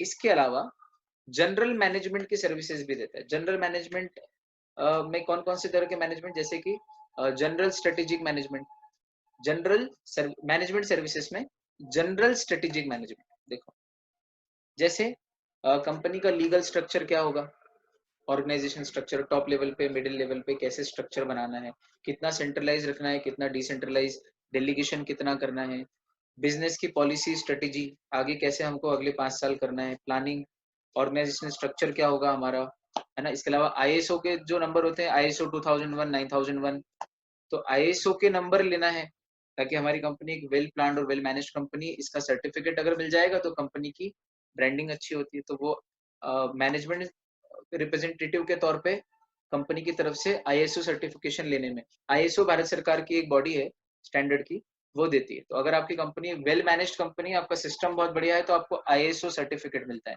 आपने सुना होगा ना an ISO 9001 to 2014 company, ISO 9001 2020 company. तो ये आईएसओ क्या है, आईएसओ यानी इंटरनेशनल स्टैंडर्ड से रिलेटेड ये है।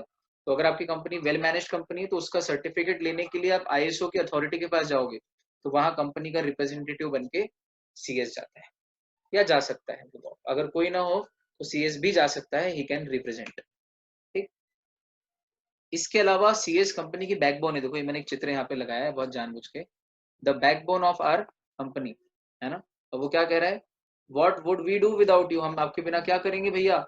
ये बोर्ड ऑफ डायरेक्टर वाला है जिसका मुंह बना है, और आगे जो टाई पहना हुआ है वो कंपनी सेक्रेटरी, और वो बोर्ड ऑफ डायरेक्टर वाला व्यक्ति बोल रहा है कि आपके बिना हम क्या करेंगे सर, आप ही तो हमारी कंपनी की रीढ़ की हड्डी हो। क्यों, क्योंकि ये जितने सारे काम हमने देखे वो आप ही निपटाते हो यार, आप ना हो तो ये सारे काम कौन निपटाएगा, है ना। कितने एक्सपर्ट हो, हर फील्ड का एक्सपर्ट यार, वाह। इसके अलावा कंपनी के कॉर्पोरेट कम्युनिकेशन और पब्लिक रिलेशन को भी मैनेज करता है। कंपनी की brand building, image building, goodwill कैसे बन सकती है मार्केट में, है ना। कॉर्पोरेट गवर्नेंस होगा तो ऑब्वियसली अच्छी छवि बनेगी, जैसे इन्फोसिस की छवि अच्छी है, टाटा की छवि अच्छी है, तो उससे भी रिलेटेड एडवाइजरी देता है।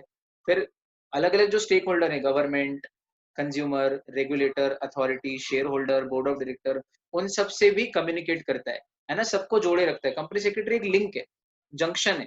शेयर होल्डर भी कुछ तकलीफ हो तो कंपनी सेक्रेटरी को बोलेगा, board of directors company secretary, सरकार company secretary, ROC company secretary, consumer तक भी आ सकते हैं कंपनी सेक्रेटरी के पास कि आपकी कंपनी में ये गलत हो रहा है, लॉ का वायलेशन हो रहा है। तो उन सब के साथ रिलेशन रखता है, पब्लिक रिलेशन और कॉर्पोरेट के हर व्यक्ति के साथ कम्युनिकेशन, है ना। और eight the same time company की इमेज और ब्रांड इक्विटी और इमेज बिल्डिंग कैसे बने, इसकी भी एडवाइजरी सर्विसेज देता है। बताओ।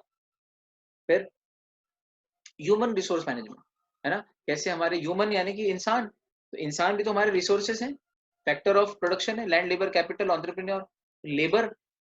तो लेबर वर्कर पे जो लेबर लॉ लगते हैं अगर उनका पालन अच्छे से होगा तो ह्यूमन रिसोर्स अच्छे से मैनेज होगा, है ना। तो ह्यूमन रिसोर्स को मैनेज करना, मैन पावर प्लानिंग और उनको डेवलप करना, उनको और अच्छे से काम सिखाना ताकि वो लगन से काम करें।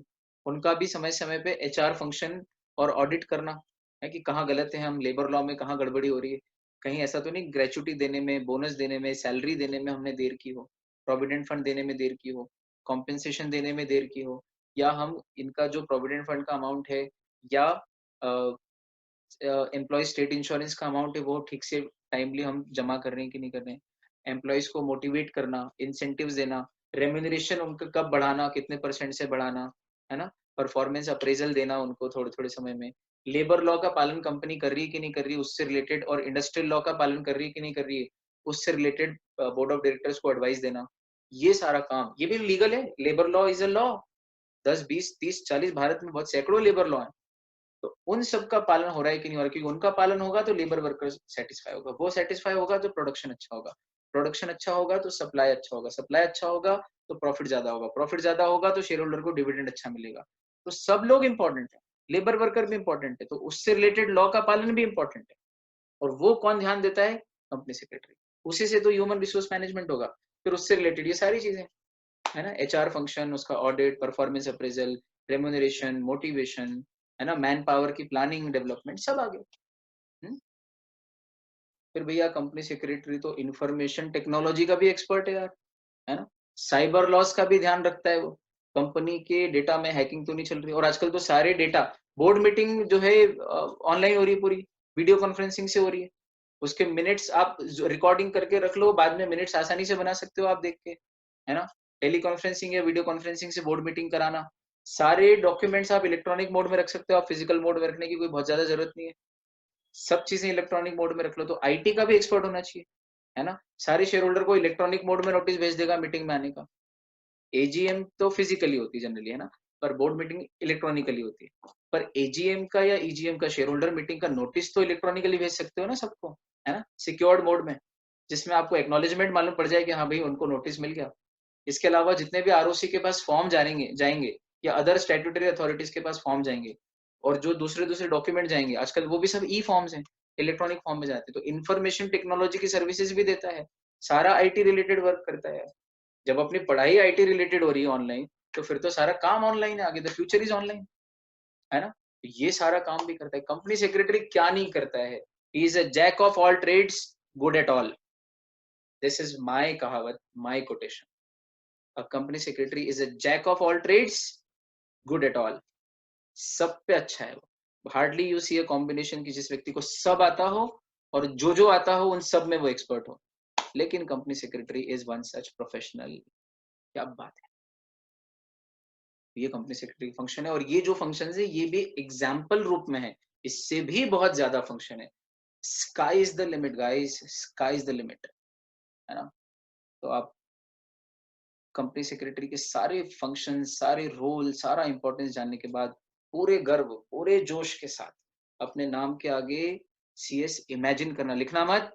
अभी जब तक बनो नहीं तब तक लिख नहीं सकते, है ना? कहीं लिख मत देना, फेसबुक पे, व्हाट्सएप पे, ट्विटर पे, इंस्टाग्राम पे, कहीं लिखना मत जब तक बन नहीं जाओ अपने नाम के आगे सीएस। लेकिन आंखों के सामने इमेजिन करते रहना हमेशा, बस मेरे नाम के आगे सीएस लगा है।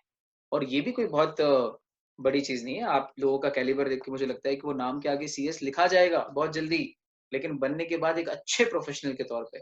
और जितनी चीज़ें हमने पढ़ी हैं, वो सारी चीज़ों का एक्सपर्ट बन के जब आप उतरोगे फील्ड में, तो एक अलग ही गर्व का अनुभव करोगे। हम जैसे टीचर, मेरे मेरे जैसा टीचर, जिसका स्टूडेंट आज पता नहीं सैकड़ों बच्चे कंपनी सेक्रेटरी बन गए हैं। हर महीने कोई ना कोई नया स्टूडेंट मेंबर बनता है, क्योंकि इतना समय हो गया है और इतने सारे मेंबर बन गए हैं अपने बच्चे, और अब आगे भी और बनते जाएंगे। और जब आप लोगों को मैं देखता हूँ कि यार ये इतने सारे बच्चे हैं अपने बन गए हैं, बहुत खुशी होती है, बहुत फ़ख्र होता है। रिलायंस में है अपने पढ़ाए हुए बच्चे, रिलायंस में जॉब कर रहे हैं, as a company secretary appointed है, ट्रेनिंग रिलायंस में की है। बड़ी-बड़ी कंपनीज़ में और क्या नाम लें, बड़े-बड़े बैंक्स में हैं। भारत पेट्रोलियम में अपने बच्चे हैं, कोल इंडिया लिमिटेड में अपने बच्चे हैं, Steel Authority of India Limited में है, कहाँ नहीं है? You name and we have our student there, almost.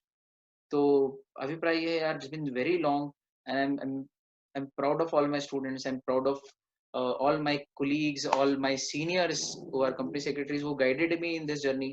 Or things have been beautiful and things will always be beautiful, unless कि हम इस प्रोफेशन से दूर हो जाएं या इससे नफरत करें। पर ये इतना प्यारा प्रोफेशन है कि इससे हमेशा हमेशा प्यार रहेगा, और जब तक प्यार रहेगा तब तक सब कुछ ब्यूटीफुल रहेगा, है ना? तो दम के साथ अपने प्रोफेशन के लिए लड़ लेना किसी से। कोई कहे कि सीएस में क्या स्कोप है, तो उसके मुंह पे मार देना ये लेक्चर उठा के ना बाद में बात करना, पहले ये लेक्चर देख कंपनी सेक्रेटरी की क्या काम है ना? इतने प्यार से आप लोगों ने सुना, अनुग्रहित हूँ। अगली मुलाकात आपसे फिर करता रहूंगा, मिलते रहेंगे। तब तक के लिए bye bye, take care and keep smiling all of you. Thank you so much.